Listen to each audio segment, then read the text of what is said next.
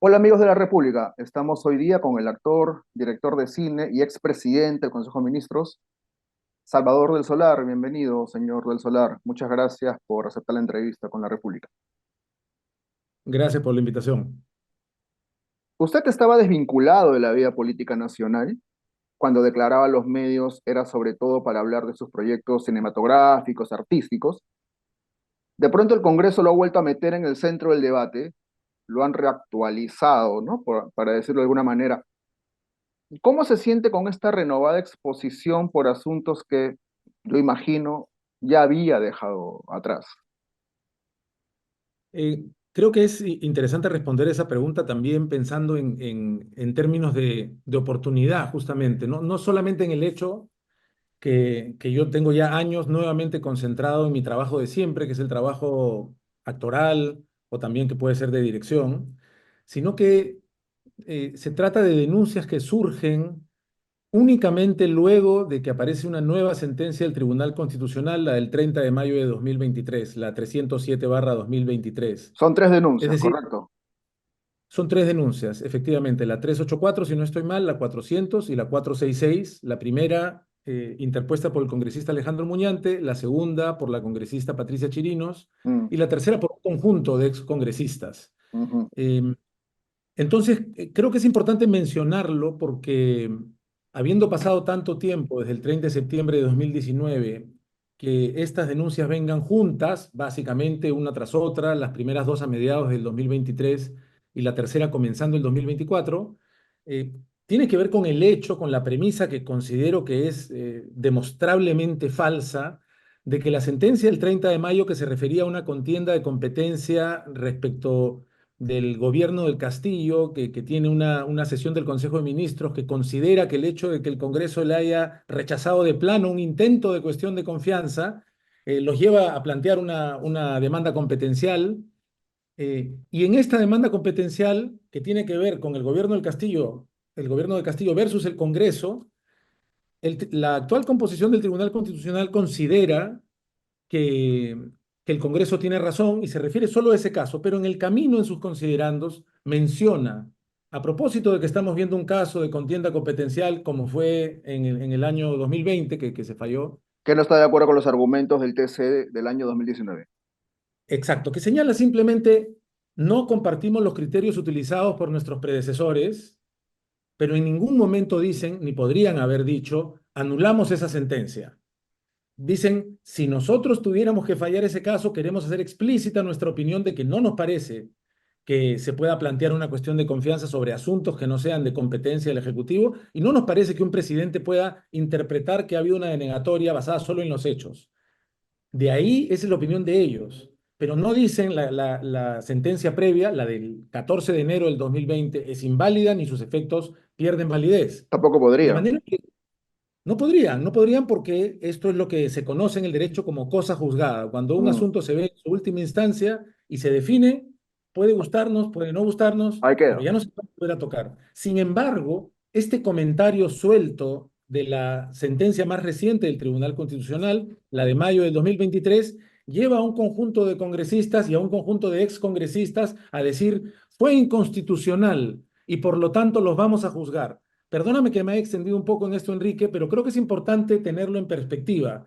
Durante los 4 años que pasaron de los hechos, nunca hubo ninguna iniciativa de hacer una denuncia como esta, porque quedó claro que había sido ya resuelto por el Tribunal Constitucional en 2020. Al aparecer esta nueva sentencia, que tiene un comentario que no modifica los efectos, dicen, fue inconstitucional, vamos a denunciarlos. Y yo creo que ese es vamos a llamarlo así, el pecado jurídico fundamental de estas denuncias. No tienen sustentos, no debieran ser procedentes por el hecho que se refieren a un asunto que es cosa juzgada. Ahora, si me permite, yo sé que me estoy extendiendo para no dejar de responder a tu pregunta. Para mí, que venía ya unos años concentrado nuevamente en mi trabajo, fue como, eh, primero una sensación como de perplejidad y luego pues quizá no debiera sentirme perplejo porque no es la primera cosa y hay una lista larga de cosas que este Congreso está pasando por alto y comportándose como si márgenes legales y constitucionales no tuvieran que ser respetados, ¿no? Se siente parte del engranaje, para decirlo de alguna manera. O sea, creo que en este caso, junto con las otras personas denunciadas, que originalmente además incluían a todo el Consejo de Ministros que integraba Mm, e incluso a los ex magistrados del Tribunal Constitucional, incluso me parece que a los ex congresistas Gino Costa por el pecado constitucional de haberme dado la palabra y al ex congresista Richard Arce por haber contribuido a que se abriera esa puerta que han inventado una leyenda que supuestamente pateé, cosa que nunca ocurrió. mm. Todos estaban en este conjunto de denuncias, que ahora solamente quedamos el expresidente Vizcarra, el expremier Ceballos y yo. Ha pedido que se archive la denuncia constitucional en su contra, la que se ve en la subcomisión de acusaciones constitucionales, argumentando que ya pasaron los 5 años que la Constitución otorga de plazo para una acusación. Eso dice la Constitución, en realidad, es textual. ¿Hay una venganza política en contra suya? ¿O está en camino una El, venganza política en contra suya?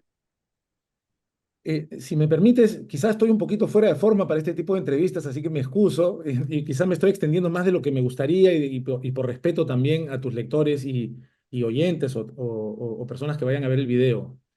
Em, Comencé junto con el doctor Luciano López, que está encargado de mi defensa legal, defendiéndonos por el fondo del asunto. Mm. Es decir, hemos mencionado primero, Es una defensa jurídica. es una defensa jurídica diciendo, es falso, respondiendo argumentos de las tres denuncias, es falso que yo no estuviera autorizado como representante del Poder Ejecutivo del Consejo de Ministros, es falso que no pudiera haber interpuesto una cuestión de confianza para pedirle al Parlamento que apruebe un proyecto de ley que presentábamos y detenga el proceso de elección de magistrados del Tribunal Constitucional que llevaban adelante entonces basado en el diario de debates de la Constitución de 93, basado en la propia Constitución del 93, que de manera abierta regula la cuestión de confianza, no le establece restricción alguna, basado incluso en una sentencia de noviembre de 2018, que bajo la presidencia, y no está de más destacarlo, del ex magistrado Ernesto Blume, y por unanimidad declara la inconstitucionalidad de, de una modificación al reglamento del Congreso que buscaba restringir los casos en los que el Ejecutivo podía plantear una cuestión de confianza. Los magistrados dijeron por unanimidad, no se puede restringir algo que la Constitución reguló de manera abierta porque eso implicaría atentar contra el principio de balance entre poderes. Esto es noviembre del 18. Cuando en septiembre del 19 lo planteamos, teníamos todo ese aval constitucional. Me estoy defendiendo por el fondo del asunto respecto de la cuestión de confianza. Lo entiendo. Es, por otro lado, ya no jurídicamente nomás, sino en los hechos. Es mentira lo que dicen otras denuncias, que supuestamente yo no habría contado con la autorización del Consejo de Ministros, que yo mismo presidía, Sí. para pedirle al Parlamento que detuviera el proceso en marcha. Es Para que, falso, para que entienda, disculpe la interrupción, para que entienda la gente que sí. va a leer y que va a ver, la, lo que argumentan, entre otras cosas, es que la iniciativa de la moción de confianza fue personal e inconsulta. Correcto. Exactamente, Enrique, lo cual creo que, o sea, podemos rápidamente concluir que es no solamente falso, es absurdo. Es decir, como si hubiera sido una iniciativa mía. Todo el Consejo de Ministros me acompañó. 5 años después jamás ha habido una ministra o ministro que dijera, oigan, el señor del Solar en verdad hizo algo que no nos había consultado. Pero falso. Tuvimos 2 sesiones de Consejo de Ministros previas a la presentación de la cuestión de confianza. Estoy extendiéndome en esto, como te decía, para primero dejar claro que me he defendido sobre el fondo del asunto. Luego de defenderme sobre el fondo del asunto, digamos que hay un aspecto medio fronterizo entre el fondo del asunto y algo más de forma. Es lo que mencionábamos antes. Esto ya fue juzgado, señores denunciantes. Esto es cosa juzgada. No se puede volver a tratar. Y finalmente, porque también quiero dejar claro, Enrique, que el 15 de octubre me presento junto con mi abogado, él presencialmente, yo por estar trabajando fuera de manera virtual, a la sesión extraordinaria convocada por la subcomisión de acusaciones, me presento habiéndose vencido el plazo para defenderme sobre el fondo.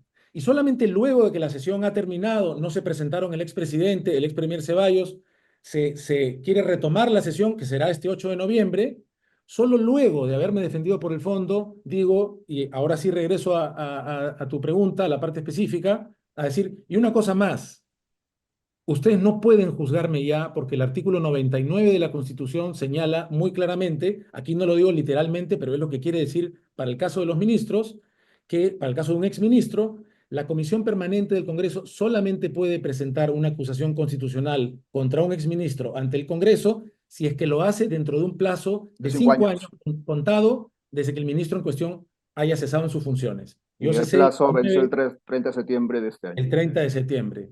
Entonces, mi defensa es, yo tengo con qué defenderme sobre el fondo, considero que están absolutamente equivocados y sin fundamentos. Pero el foro es político, por eso le preguntaba, ¿no?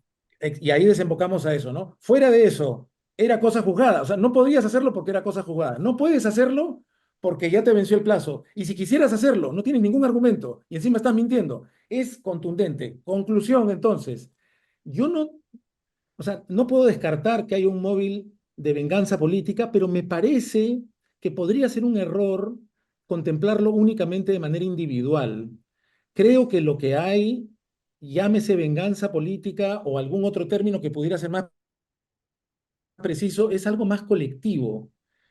Se quiere ir contra personas que se nos considera representamos una manera de entender la política que se puede llamar progresista, que muchos tildan de caviar, que tiene que ver con el respeto de los derechos humanos, con exigir que no sea, que no puede ser que un gobierno pueda tan alegremente acabar con la vida de decenas de peruanos ante manifestaciones y que todo siga como si nada, que exijamos el respeto a las normas constitucionales, que defendamos una reforma como la reforma educativa, que consideremos importante que las personas que estén en la Junta Nacional de Justicia o pueden hacer su trabajo o si se eligen a nuevas tengan realmente la capacidad de ocupar el cargo contra todo este conjunto de personas que no necesariamente somos un grupo, además, un grupo compacto que se reúne, ¿no? Hay una venganza contra la moderación política, contra el centro político, los extremos que se detestaban y que al Hoy se cumplirse las juntan. últimas elecciones presidenciales se atacaban de que fraude, no fraude, se vuelven repentinamente aliados porque si hay algo que detestan más que a su opositor en el otro extremo, aparentemente es a quienes más bien están en el centro moderado y que están tratando de buscar un camino, digamos, razonable, ¿no? Ujú. A propósito de lo que usted está diciendo, me parece que declaró en RPP que posiblemente lo que se está gestando es am, sacar preventivamente de carrera a quienes podrían evitar en una elección limpia que quienes hoy ejercen el poder se mantengan en él. Esto fue lo que usted dijo en RPP. Yo sé que usted Sí, ha dicho 100 veces que no va a postular, pero le recordaba no, la frase, ¿no? sí, sí, exactamente. Yo no pienso postular. No, Si quisiera postular, creo que además ya tendría que haberme inscrito en algún partido. eso No lo está he claro, hecho. eso está claro, eso está Mis claro. planes son otros. Me parece que Alberto Vergara, y me disculpo por no recordar en este momento el nombre no sé si en algún momento lo hizo con Rodrigo Barnechea y luego en algún otro texto con otro politólogo, hacían el tristísimo paralelo entre lo que ocurre en Perú con lo que ocurre en Guatemala. Mm. Es decir, una especie La coalición de corrupta en el de caso cartel, guatemalteco. sí, una especie de cartel en el cual podemos admitir competencia entre nosotros, los que tenemos un pacto, podemos acusarnos de representar el peor mal político para nuestro país, pero mal que bien hemos conformado una especie de club, una especie de cartel en el que no queremos admitir una competencia. Eh, es casi un milagro que el señor Arévalo haya ganado las elecciones en Guatemala, oponiéndose a todo de una manera en la cual otros de sus posibles colegas competidores fueron sacados del camino. Algo parecido Mm. se ve ahora. Las voces, por lo menos, si no los intentos ya francos, las amenazas de que se buscará también inhabilitar al expresidente Sagasti, de que se le pone la mira a cualquier persona que pueda representar algo distinto a lo que ahora podría calificarse como un pacto que tiene este equilibrio rarísimo entre ejecutivo y legislativo, absolutamente de espaldas a importantísimos reclamos y necesidades nacionales y populares, como si nada más existiera. En ese sentido, creo que sí se puede decir que hay una voluntad. Me parece, por ejemplo, interesante, Enrique, viendo noticias, yo, a propósito de mi caso, encuentro declaraciones como las del congresista José Cueto, que si fueron citadas fielmente por el diario Expreso, decía algo así, no soy literal, pero algo así como, no le hagan caso ante mi escrito de, señores, esto ya caducó, no le hagan caso, más bien pásenlo al pleno para inhabilitarlo. De una O vez. sea, esa es como la lógica de debido proceso que parece haber detrás. El presidente actual del Congreso, Enrique, entrevistado en Pasos Perdidos, me parece, diciendo, pero es que eso fue inconstitucional, tiene que avanzarse. Pero perdón, ¿cómo que fue inconstitucional? Es que por más que sea el presidente del Congreso y merezca el respeto que ese cargo demanda, es el Tribunal Constitucional el que ya avaló la constitucionalidad. No puede decir fue inconstitucional. La primera vicepresidenta del Congreso diciendo cosas como, ah, bueno, el señor del Solar ya aceptó que estuvo mal su cuestión de confianza, pero perdón, un momentito, ya, si vamos a violar las normas de la realidad eh, de esa manera, pues entonces Ujú. no hay ninguna forma de defenderse. Por no Eh, mencionar a los denunciantes, a los señores congresistas Muñante y Chirinos, que ujú. utilizan argumentos que creo yo, y lo digo con el mayor respeto, que serios estudiantes de derecho descartarían muy rápidamente, ¿no? Precisamente sobre lo que ha dicho, y retomando un poco la idea que usted planteaba hace unos minutos, efectivamente su defensa tiene más contenido jurídico, ¿no? Plazos vencidos, cosas juzgadas, etcétera. Deja de lado un poco la defensa política cuando el foro en el que se ve la denuncia es político, pero eso es una estrategia de defensa suya y ahí no me meto. Ahora, ¿se reafirma la necesidad de esa cuestión de confianza a propósito de lo que me acaba de mencionar? Totalmente. Pero además, creo que es importante que hagas hincapié en que mi defensa es sobre todo jurídica porque creo que es, Porque tiene los argumentos, eso lo porque tengo los claro. argumentos son demasiado sólidos, pero ya que llamas la atención sobre el aspecto político, las cosas las olvidamos muy pronto y las cosas suceden tan rápido que luego lo que ha sucedido hace 3 semanas parece que hubiera sucedido hace años y si hablamos de lo que Ah, pasó hace 5 o 6 años parece demasiado lejano. te Pero doy la creo, Enrique, razón en eso, sí. creo que es importante que ya que hacemos el ejercicio hagamos un poquito de memoria. Estamos hablando de un gobierno, el gobierno de Pedro Pablo Kuczynski inicialmente, que fue elegido con una minoría parlamentaria con la cual no podía defenderse ante una abrumadora mayoría opositora en el Congreso, que comenzó a golpear a sus ministros, que quería tener la sartén por el mango a como dé lugar. En un contexto cuyos detalles ahora no voy a detallar, pero no voy a mencionar, pero donde el presidente Vizcarra, vista las cosas, es importante decirlo, el expresidente el 28 de julio del 19 se presenta ante el Congreso y dice, hagamos una cosa, No vamos modifiquemos todos. la Constitución y vámonos un año antes todos. Porque si miramos la historia de la República, cada vez que el Ejecutivo ha tenido una mayoría opositora, las cosas han terminado mal. Hemos terminado en golpe de Estado, en autogolpe. Busquemos otro camino. Como presidente del Consejo de Ministros me tocó liderar una negociación con diferentes fuerzas políticas para ver de qué forma razonábamos y decíamos, evitémosle un daño al país, ya hay demasiada inestabilidad política, vámonos todos antes. Eso creo que es importante mencionarlo. Esto que realmente se avanzó, Enrique, llegamos a prácticamente plantear los detalles que podrían constituir este acuerdo, fue saboteado de manera absolutamente, ¿cuál sería el término correcto? Es decir, de la noche a la mañana. La Comisión de Constitución, presidida entonces por la congresista Bartra. Rosa Bartra, convoca a una sesión extraordinaria que no estaba planificada y sencillamente declara que no va a avanzar el proyecto de que adelantemos las elecciones, a pesar de todas las negociaciones, sin siquiera esperar, Enrique, a que la Comisión de Venecia, a la que el propio Congreso había citado para que diera una opinión sobre si sería constitucional o positivo, sin esperar a eso, entierran esto. Y aprovechando eso, inmediatamente aceleran la convocatoria para elegir magistrados del Tribunal Constitucional en un proceso que no había tenido audiencias públicas, que había sido, por un lado, opaco, por otro lado, acelerado. Presentamos la cuestión de confianza para decir, un momento, no tenemos los votos en el Congreso para detenerlos, no los vamos a reemplazar porque ustedes van a elegir. La Constitución les da a ustedes el poder de elegir a los magistrados, pero llamamos la atención de la opinión pública y decimos que este procedimiento debiera tomar su tiempo. Debiéramos saber si, por ejemplo, hay un ex abogado de un líder político que está postulando. Debiéramos saber si esta persona está calificada. Solamente eso. Enrique, si el Congreso hubiera dicho, otorgamos la cuestión de confianza y paralizaban el procedimiento y se tomaban un mes, 2 meses, 3 meses, hubieran elegido perfectamente su Tribunal Constitucional con sus propios votos y no habría habido ninguna crisis. Sin embargo, el Congreso me cierra la puerta, se inventan la leyenda de que la pateo, pero no se detienen a mencionar qué significa que le cierren la puerta a un ministro que por el artículo 129 de la Constitución está autorizado a entrar al Congreso. No me quieren dar la palabra me regalan como si fuera un gesto, como dijo entonces, yo creo que de buena fe, el presidente del Congreso, por O cortesía, la me dan Echea, 10, ¿no? me dan Pedro Lechea, me dan 10 minutos, eh, y supuestamente los agresivos éramos los del Poder Ejecutivo. Pero no solo eso, y con esto termino, creo que para entender el contexto hay un dato más que lo he mencionado hace poco, pero no se menciona mucho.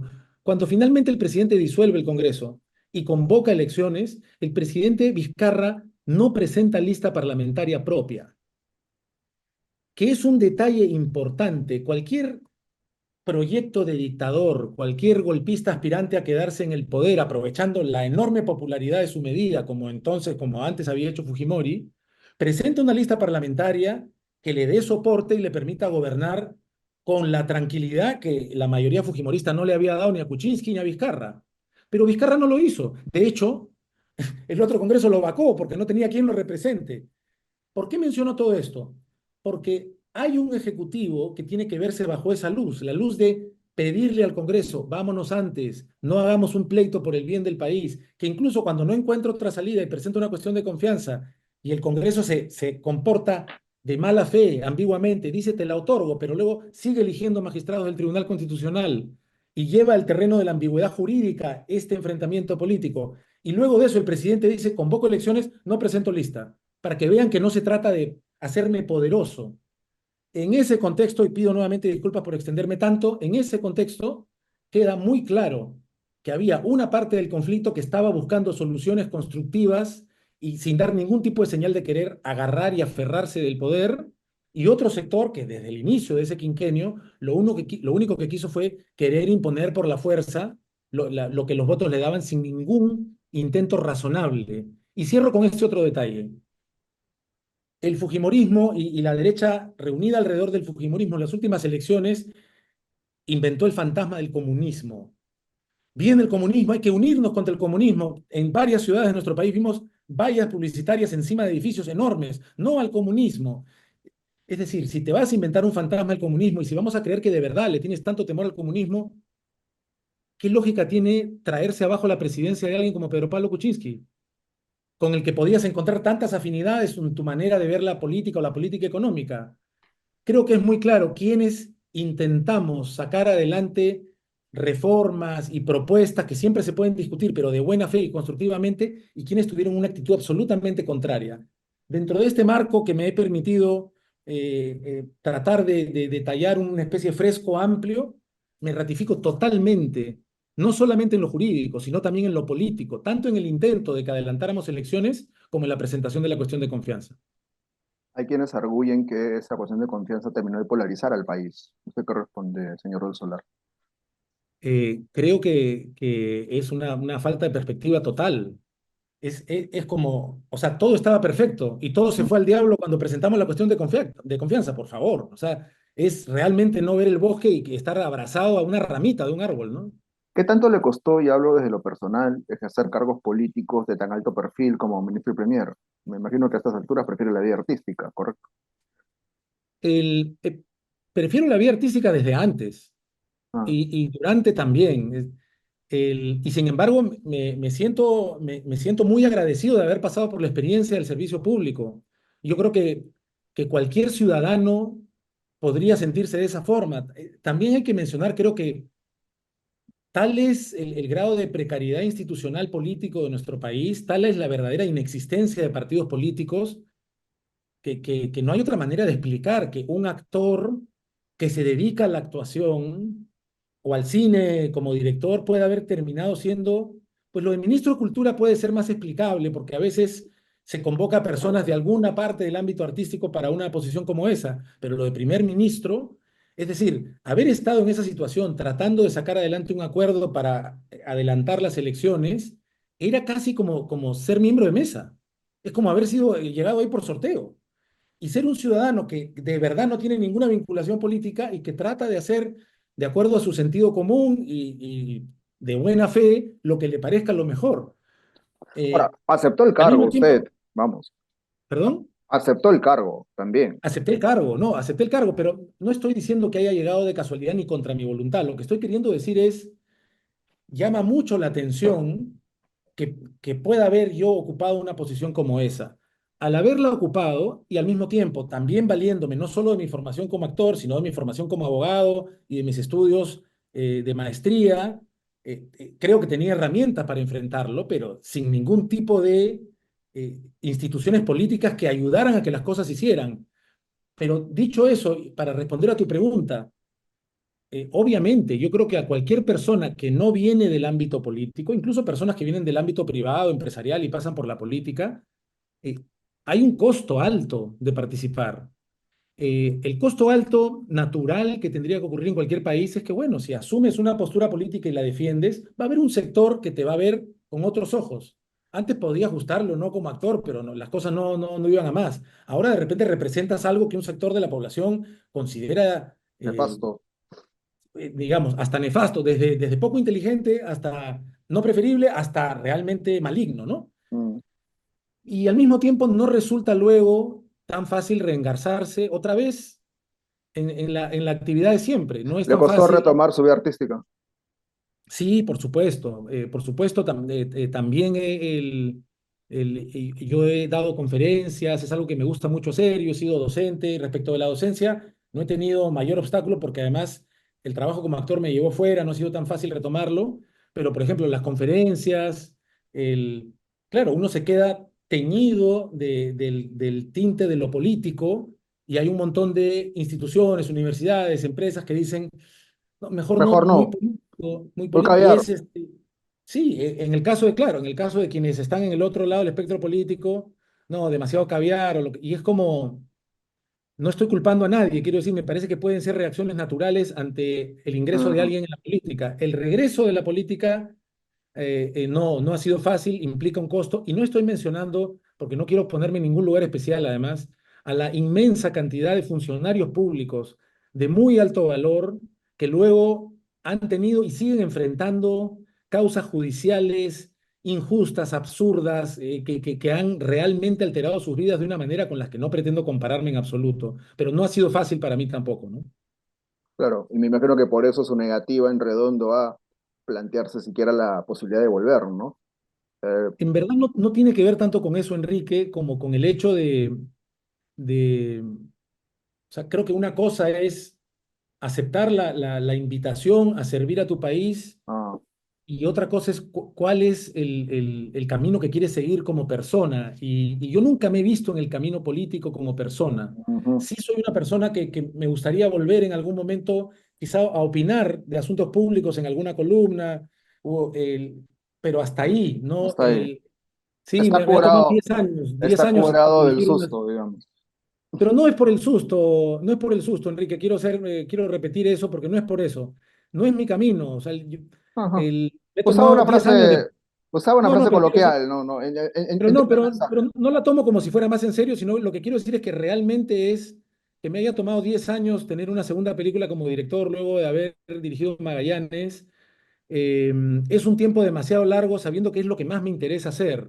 Ujú. Entonces, no es tan fácil dedicarte a algo que quieres tanto como es mi caso. Yo fui un buen estudiante de Derecho, alguien que estudió Derecho con ganas y que luego descubrió que su verdadera vocación estaba cerca de la actuación. Es algo de verdad muy profundo para mí. Fue una decisión difícil apartarme de una carrera que estudié con responsabilidad y con entusiasmo y luego descubrí que una parte de mí interna me llevaba hacia otro lugar. Haber comprometido ese acuerdo conmigo mismo por servir a mi país es algo que me parece que es razonable. Pasada esa experiencia, no quiero volver a comprometer ese compromiso personal, ¿no? Entiendo. Y para terminar, ¿le preocupa lo que ve en el Perú en estos momentos, el señor del Solar?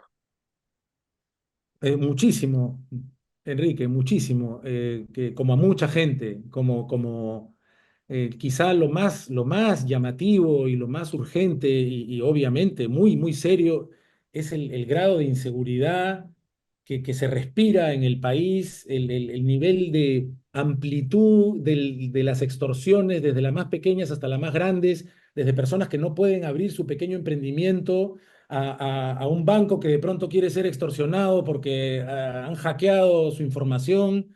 Eso es lo que está más en la superficie y más en la mente del hoy por hoy. Pero lo cierto es que el grado de degradación institucional, el la consolidación de un hábito entre los políticos de no considerar el bien común, de no considerar lo que conviene a las mayorías y de manera descarada legislar o regular para intereses no solamente privados, sino que a veces informales, y a veces no solamente informales, sino incluso ilegales. Y el hecho de que día tras día esa sensación de realidad se vaya consolidando y comience a aparecer, incluso tener esta sensación de inevitabilidad, como si fuera inexorable que el Mm. país se deslizara más y más a una oscuridad.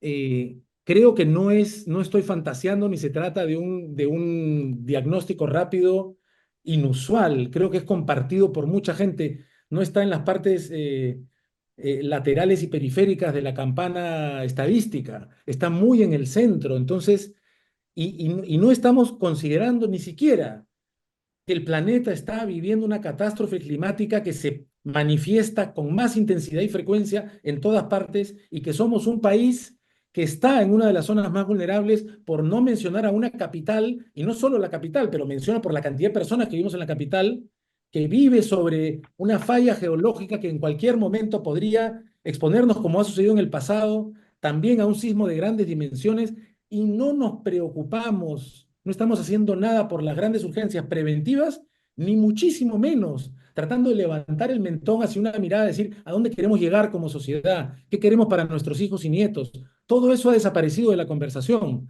Así que la respuesta es un sí con mayúsculas y signos de exclamación. Estoy profundamente preocupado, ¿no? Salvador del Solar ha estado con nosotros. Señor del Solar, muchas gracias por la entrevista con la República. Enrique, un gusto siempre. Gracias por la invitación a conversar. Amigos de la República, eso ha sido todo por hoy. Muchas gracias.